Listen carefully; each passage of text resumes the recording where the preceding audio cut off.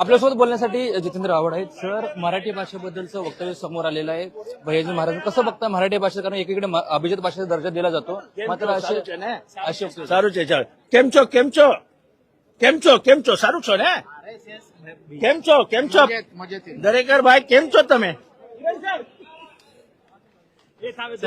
Sir आज गुजराती बोलताय विधान भवन. અરે કેમ છો તમે કેમ છો બરાબર સારું છે ને સારો ઢોકળા ફાફડા જલેબી ખાવાની છે